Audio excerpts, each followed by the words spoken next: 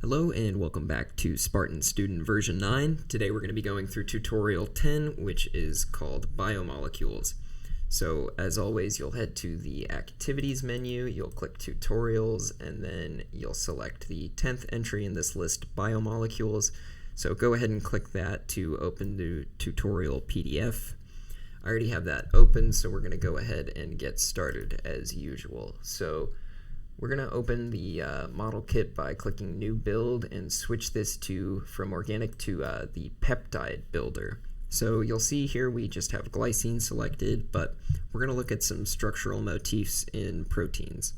So you can see we've got 20 amino acids to choose from here, and if you click on any of them, you can see a little 2D structure represented in the window above.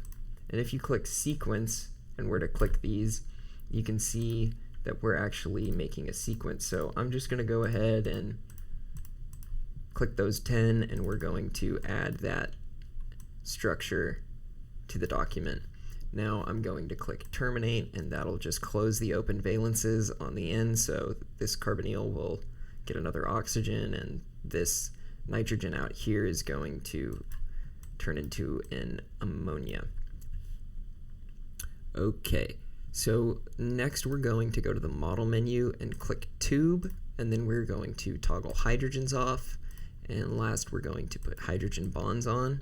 And so what we see here is sort of the hint of a helical structure starting to form. So I'm going to go once again to the model menu and click ribbons, and there you can see that secondary alpha helix structure coming into play. If we wanted to turn the tube off and hide that molecular structure, we could just look at the secondary structure. You see these yellow dotted hydrogen bonds are still displayed. Okay, so that's going to do it for the alpha helix. Next we're going to look at a beta pleated sheet.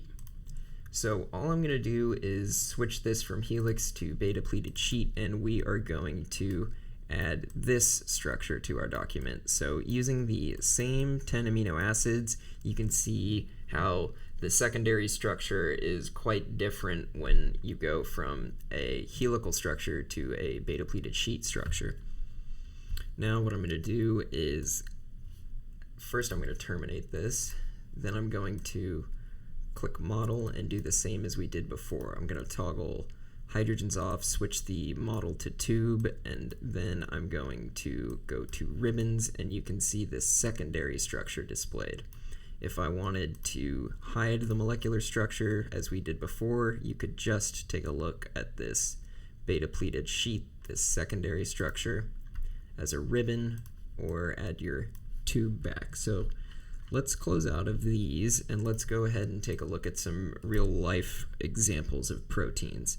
So from the File menu, you can click this Access PDB Online feature, and that will open this sort of panel where you're prompted for a PDB ID, which will be a 4-digit hexadecimal ID that corresponds with one specific protein that's been uploaded to the protein databank at rcsb.org. So the first one we're going to look at is 1JIC.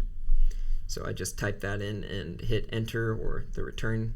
You can also click open, but you'll see here we've got some helices in red, some beta pleated sheets in blue, and then some non-specified secondary structures in green.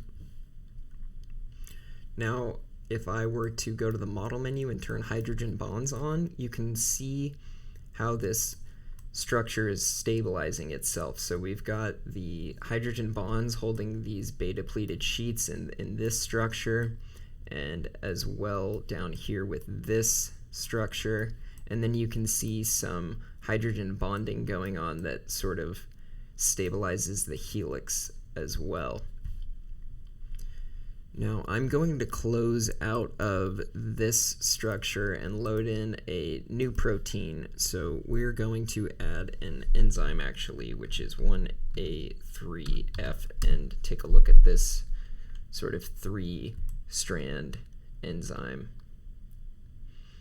Okay, so one thing that you can do with any of these is click the space filling model to get an idea of the full size of that molecular structure, but I'm going to go ahead and hide that for now. And then we're going to go to Configure from the model menu and just take a look at the Ribbons tab and see what we can do here. So we're going to leave this extended ribbons for now, and we're going to take a look at the different ways that you could visualize this. So if we wanted to do this by strand for the coloring option, you can see we've got 3 separate strands here, a red, yellow, and blue strand. Or if we wanted to take a look at this as a monochrome structure, we would get a single colored model, which is useful for tracing the backbone of the biomolecule. And then we can also go back to the secondary structure to display what we had before. We've got sheets, helices, and these green areas. And lastly, and my favorite, is by residue, where you can see each amino acid represented as its own color. So for example, if we were to click on this darker green one here, we would see that that's alanine, and the adjacent one is alanine, and we've got some other alanines around the structure. Or the pink, this magenta one here, is lysine, and you can click on any of these sort of magenta colored amino acids and you'll see that these correspond with a lysine, and that goes for all 20 of the amino acids available. They all have their own color. Now lastly, before we move on from proteins, I'm just going to take you to the model menu, and I'm going to have you click this Ramachandran plot, and then we're going to go to the model menu, configure, ribbons, and switch this back to by secondary structure, so we have our colors here corresponding with our plot.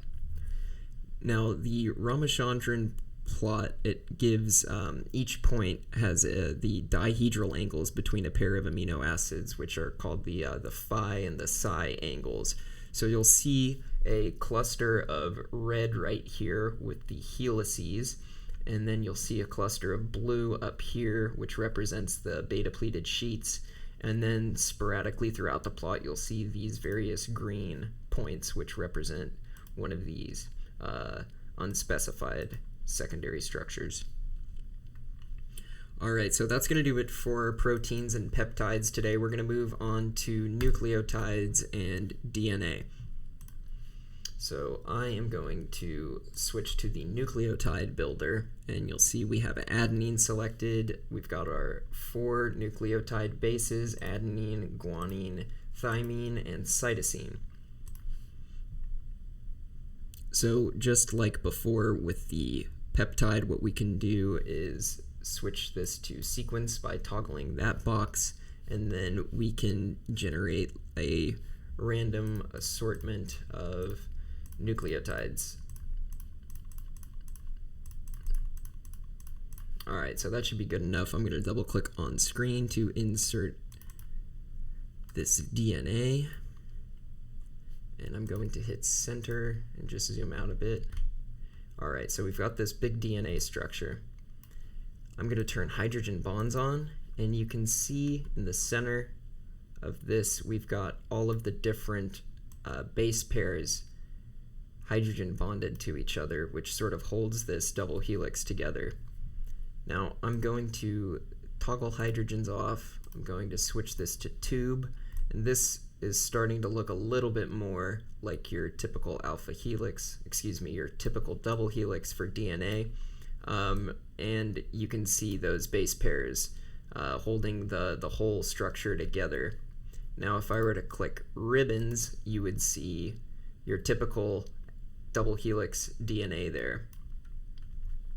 Now if we were to go to the model menu and configure the ribbons again, like we did with the peptide, we can switch this to by strand, and you'll see the 2 separate strands of the double helix.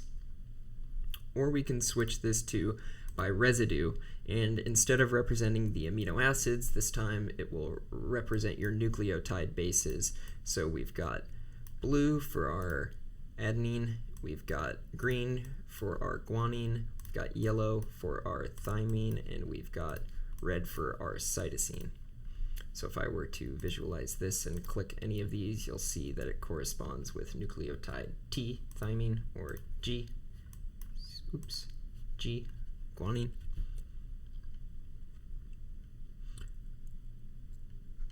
Okay, so that is almost it for today. The last thing we're going to do is just take a look at the space filling model so that you can see the full molecular space that this structure takes up. You can see these phosphates on the ribose backbone, and then you can see these nitrogenous base pairs in the center.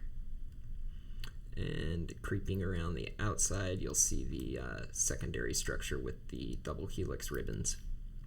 Alright, so that is going to do it for today. Next time we will see you in our last tutorial, tutorial 11, which covers organometallics. Alright, we'll see you then.